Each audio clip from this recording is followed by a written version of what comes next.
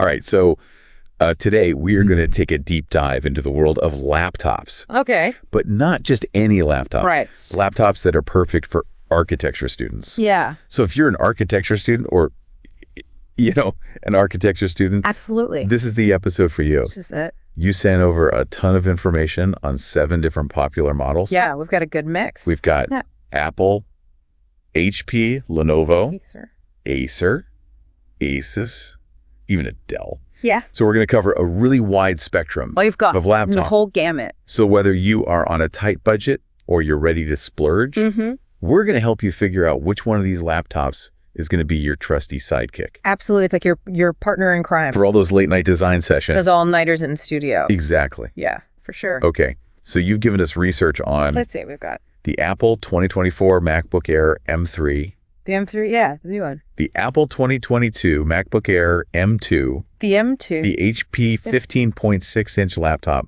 the Lenovo Flex 5 laptop, Yep. the Acer Nitro 5 laptop, I love it.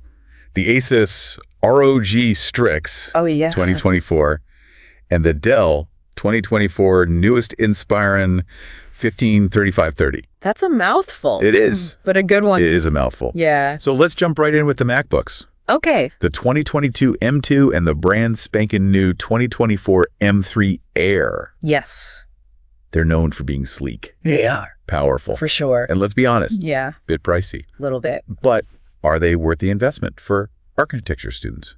Well, that's a good question. I mean, the reviewers are raving about the speed and the battery life on both models. I mean, we're talking consistently 8+ hours on a single charge, Wow. which is a lifesaver if you are Third. running between classes, studio sessions, Definitely. and maybe squeezing in a quick coffee break. You know, Yeah. you gotta fuel up somehow. So for sure, going to stay caffeinated. And plus, Oh, yeah. you can practically slip those MacBooks into a magazine. They're so thin and light. They're so I thin. remember lugging around I was like, my old clunker of a laptop in architecture school, I know. and it was a real pain. Back in the day when they were like tanks, Yeah, exactly. you were getting a workout just carrying your laptop. Yeah, oh yeah, for sure. Yeah. So portability is key. It's huge, especially for architecture students. I mean, I- you're going back and forth all the time Yep. to studio, to class, to site visits. Totally.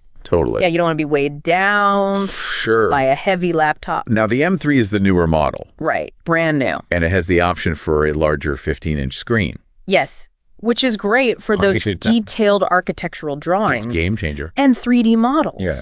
I mean, 15 inches, that's a lot of real estate to work with. It is. So that's a big plus. Yeah, for sure. But of course, Yeah. that larger screen and the newer tech Right? that comes with a slightly higher price tag, Of course. Of course. that's always the trade-off. So is the M2's processing power Okay. going to be enough for the demanding software That is the question. that architecture students use, Uh-huh. or are we going to need to shell out the extra cash for the M3? Yeah. You know, and that really depends Right. on the specific software you'll be using. Some architecture programs rely heavily on resource-intensive applications like Okay. Rivet Rhino or Archicad, Yeah. and those can really push a laptop to its limits. Right. So if you're planning on using those kinds of programs, you really need to make sure you have enough processing power. Okay, so we need to dig deeper into what those M-series chips are all about. Oh, okay. For those of us who aren't super tech savvy, Right. break it down for us. Yeah. What makes them different, and why should architecture students care? Okay, so Apple's M-series chips, they're basically a whole new ballgame compared to the traditional Intel processors that you find in most laptops.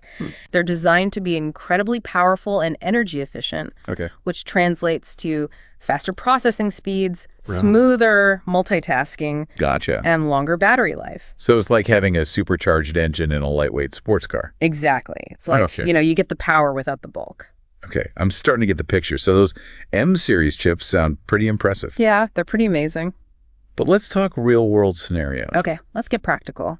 What does that extra processing power actually mean for an architecture student? Okay, so let's say you're working on a complex 3D model in Revit. Yeah. And you need to render a high-resolution image. Okay. With an M2 or an M3 chip, you're likely going to see significantly faster rendering times Wow. compared to a laptop with an older Intel processor. So that means less time waiting and more time designing. Exactly. And we all know how precious time is for architecture students. Every minute counts. Especially when you're up against a deadline. Yeah, for sure. And what about the M2's seamless integration with other Apple devices? Oh, yeah. That's a big one. I saw that mentioned a lot in the reviews. How does that actually help an architecture student? Okay, so picture this. You're on site taking measurements for a project using your iPhone or your iPad. Right. With the M2's seamless integration, you can instantly transfer those measurements to your MacBook and start working on your designs. That's amazing. Without skipping a beat. Okay. No more emailing files back and forth or messing around with memory sticks. It's all right there. Okay, that is pretty slick. It's pretty seamless. It's like having all your devices working together in perfect harmony. Yeah, it's like they're all speaking the same language. Yeah, which I imagine could be a huge time saver. Oh, absolutely. A huge time saver. But there's always a but, right? There's always a but. There's always a catch. Right. So what's the catch with these MacBooks? Well, one thing to consider with MacBooks is the limited number of ports. They're notoriously minimalist when it comes to connectivity. Yeah. You might need to invest in adapters for things like external hard drives, monitors, or even some specialized architectural equipment. Yeah, that's a good point. Yeah.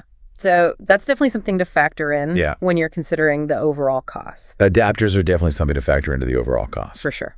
Okay, so we've got the sleek and pricey MacBooks. Right. Now let's jump to the other end of the spectrum. Okay. The budget-friendly option. Let's do it.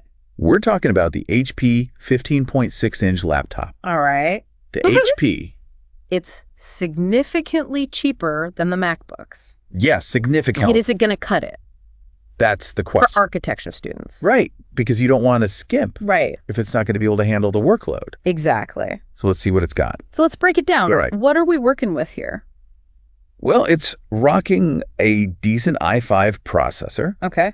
And Intel Iris X graphics. Which means it can handle everyday tasks. Okay. And even some light creative work without breaking a sweat. And a few reviewers even mentioned using it for light gaming. Yeah. So maybe you can unwind with a quick game of Fortnite after a long day of designing. You know, assuming you have any free time. Assuming you have any free time, exactly. Which we know is a luxury for architecture students. Yeah. But hey, little downtime never hurt anybody. Never hurts. Right. Okay, but here's a potential snag. Uh-oh. Several reviewers reported issues with the Wi-Fi drivers disappearing after Windows updates. That's not good. That's definitely a headache you don't need to. Especially when you're trying to meet a deadline. When you're on a deadline and your Wi-Fi is out, that's a nightmare. Ugh, tech gremlins. Tech gremlins. Is that a deal breaker, and is there even a fix for it? It's not necessarily a deal breaker, but it is something to be aware of. Okay. The fix usually involves reinstalling the drivers, either manually or through HP's support website. So a little tech savvy goes a long way. A little bit, yeah. It's worth researching potential solutions before you commit to this HP. Good advice. Just in case. Good advice. You know, it's a classic case of you get what you pay for. Yeah. So just be prepared for a little bit of extra work. All right, so speaking of research, let's move on to our next contender, the Lenovo Flex 5. Okay, the Flex. This one caught my eye because it's a 2-in-1, meaning it can be used as both a traditional laptop and a tablet. Yeah. That seems like it could be really handy for architecture students who are constantly sketching, drawing, and taking notes. Totally. I mean, you could just flip it around and you've got a tablet right there. And the Flex 5 even comes with a Lenovo digital pen. Oh, yeah, it does. So you can basically transform your laptop into a digital sketchbook. That's so cool. Imagine being able to quickly sketch out a design concept. Yeah. During a lecture or mark up a PDF of architectural plans. That's amazing. It's like having a portable studio right at your fingertip. Exactly. It's like having all your tools in one place. But I'm wondering, how does the AMD Ryzen processor in this Lenovo stack up against the MacBook's M series chips? Right. Is it powerful enough to handle the demanding software architecture students use? That's a good question. I mean, the Ryzen processor is a solid performer. Okay. And it can definitely handle everyday tasks Right. and some lighter design work. But if you're going to be using resource-intensive software, Okay. like Revit or Rhino Yeah. for complex 3D modeling and rendering, Right. you might notice some performance limitations. So it might not be the ideal choice for students who are working on really demanding projects. If you're doing some serious heavy lifting, Yeah. you might want to look at something else. Okay, so it's all about finding the right balance between functionality, portability, and price. It's always a trade-off. Yeah. You can't have it all. The Flex 5 might be a great option for students who prioritize the two-in-one versatility and value the convenience of digital sketching and note-taking. Totally. But if raw processing power is your top priority, Right. you might want to consider one of the other laptops we've discussed. Yeah, there are definitely some more powerful options out there. Makes sense. For sure. Okay, so now we're entering the realm of gaming laptops. Right. These are the machines that are packed with power, Oh, yeah. maybe even overkill for some architecture students. Yeah, potentially. But let's see what they bring to the table. All right, let's dive in. First up, we've got the Acer Nitro 5. Okay, the Nitro. The Nitro 5 is a popular choice It is. in the gaming world. Yeah. Because it's known for its performance and affordability. Yeah. You get a lot of bang for your buck. But how does that translate to the world of architecture? That's a question. Well, one reviewer mentioned that they were able to run Lumion, a popular architectural visualization software, Yeah. on the Nitro 5 with no problems. Wow. They said it was able to handle complex scenes Right. and render high-quality images in a reasonable amount of time. That's impressive. So that's promising. Yeah, it sounds like it can handle it. It suggests that the Nitro 5 might be a viable option for architecture students who are looking for a powerful laptop that doesn't break the bank. Yeah, if you need that power Yeah. and you're on a budget, Right. the Nitro 5 could be a good choice. But it's important to remember that gaming laptops often prioritize raw performance Yes. over things like battery life Right. and portability. You're not going to get that all-day battery life. Right. You're probably not going to be carrying this one around your backpack all day. No, this is not a travel companion. Exactly. And speaking of powerful laptops, Okay. let's talk about the Asus ROG Strix. Oh, yes, the Strix. This one is a beast. This is a serious machine. It's packing an RTX 4060 graphics card, which is top-of-the-line stuff. That's the good stuff. Gamers drool over this kind of hardware. Seriously, this is like a dream machine for gamers. I saw one reviewer describe it as a bulletproof build Yeah. that can handle anything you throw at it. I believe it. But is that kind of power really necessary for architecture students? That's a good question. I mean, are they going to be pushing these laptops to their limits with architectural software? Some students might. Yeah. I mean, if you're doing some really high-end rendering Okay. or working with really complex 3D models, Yeah. then yeah, you could definitely benefit from that kind of power. Okay, so it's like having a secret weapon in your arsenal, Exactly. even if you don't use it all the time. You know it's there if you need it. But let's be realistic. All right, let's get real. These gaming laptops come with some downsides. Yes, they do. What are we talking about? Well, they tend to be bulkier and heavier Okay, than their ultra-portable counterparts. right. And the battery life is often sacrificed in favor of raw power. Yeah, you're probably going to be tethered to an outlet more often. Yeah, you're going to need to be near a power source. Yeah, with these machines. For sure. So it's all about trade-offs. Always is. If portability and battery life are your top priorities, Right. the gaming laptops might not be the best fit. Yeah, you might want to look at something else. Yeah, exactly. Yeah, You have to weigh your needs and priorities carefully. absolutely. Think about what's most important to you. Okay, so we've covered the MacBooks, Right. the budget-friendly HP, the versatile Lenovo Flex 5, Yeah. and the powerhouses from Acer and Asus. Okay. Now let's talk about the elephant in the room, Oh. the Dell Inspiron 15330. Okay. The Dell. This one is a bit of a wild card. All right. I'm intrigued what makes it a wild card. Well, this Dell is like the overachiever of the group. Okay. It comes loaded with a whopping 64 gigabytes of RAM Wow. and a 2 TB SSD. That's a lot. That's a massive amount of memory and storage. That's insane. That's enough to make my head spin. For those of us who are less tech savvy, Right. can you explain what that means in practical terms? Okay. What can you actually do with that much RAM and storage? Okay, so imagine being able to run multiple demanding programs simultaneously. Yeah. Photoshop a web browser with a dozen tabs open. Wow. All without your laptop breaking a sweat. Okay. That's the power of 64 gigabytes of RAM. So it's like having a supercomputer disguised as a laptop. Pretty much, yeah. But I'm sensing a but coming. It's always a but, right? There's always a but. So while the Dell's specs are undeniably impressive, Okay. some reviewers reported that the setup process was a bit complicated. Oh. And there were a few mentions of the Windows 11 learning curve Right. being a bit steep. So it might not be the most user-friendly option for tech novices. If you're not super comfortable with tech, Yeah. you might want to steer clear of this one. Okay, so it's worth considering if you're comfortable with a bit of a learning curve. Exactly. But if you prioritize a seamless plug-and-play experience, there might be better options out there. There are definitely some more user-friendly laptops out there. Yeah. It's not just about getting the most powerful machine. Right. It's about finding the right tool for the job. Okay, so we've covered the specs, the pros, the cons. Right. But let's get down to the nitty-gritty. Okay. How do these laptops actually feel to use for hours on end?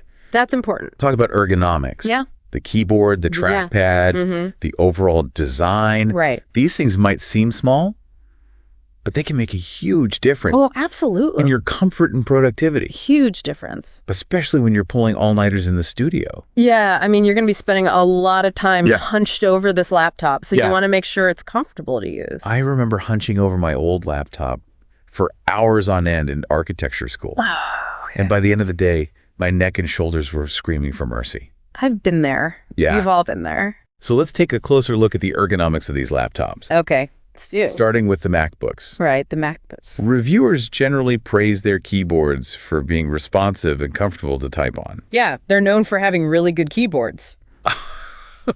But some people find the key travel a bit shallow, Right. meaning the keys don't depress Yeah. as far as they might on other laptops. That's a personal preference thing. So it's a matter of personal preference. Some people like that shallower key travel. Right. Some people prefer a deeper key travel. And then there's the trackpad. Ah, the trackpad, yes. The MacBooks are known for having some of the best trackpads Oh, yeah. in the laptop world. They're so smooth and responsive. They're incredibly smooth, responsive, and support a wide range of gestures. It's like butter.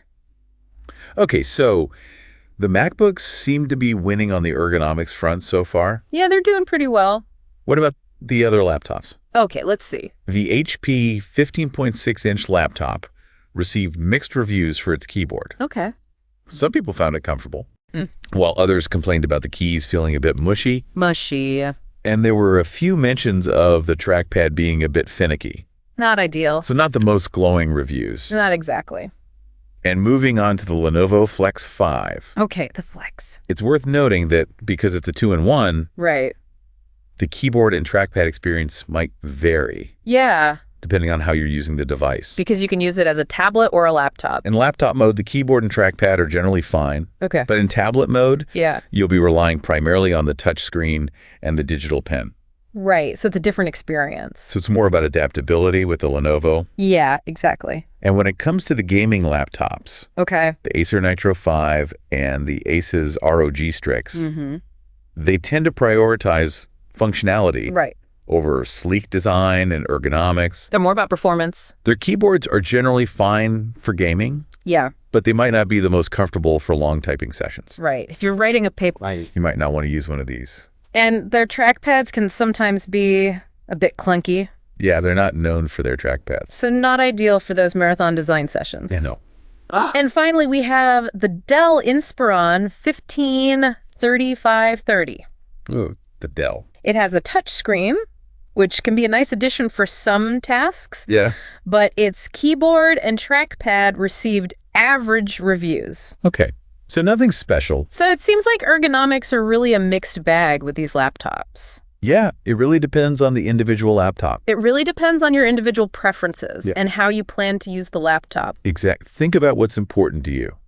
It's always a good idea to try out the keyboard and trackpad in person if possible Oh, yeah, for sure. to get a feel for them. If you can go to a store Yeah. and actually type on the keyboard. I remember going to a tech store and spending way too much time Oh, yeah. just typing on different laptops I've done to that. see which one felt the best. It's important. Hey, There's no shame in that. no shame at all. Finding the right laptop is an investment, Yeah. both financially and in terms of your time and productivity. You're going to be using this for a long time. You want to make sure you're getting a machine that's going to support you in the long run. Absolutely. Make sure it's the right fit for you. Okay, so we've covered a lot of ground in this deep dive into laptops for architecture students. Yeah, we've covered a lot. We've talked about specs, performance ergonomics, design, software compatibility, support, and warranty.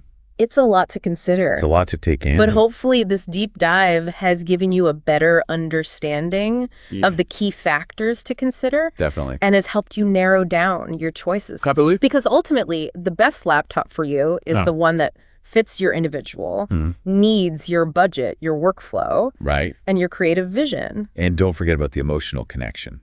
Oh, yeah. That's important too. Choose a laptop that inspires you, that sparks your creativity, that feels like a true partner in your architectural journey. Gosh, I feel right. Beautifully said so. All those aspiring architects out there. Yeah. Happy laptop hunting. May you find the perfect machine. Good luck. To help you bring your architectural dreams to life.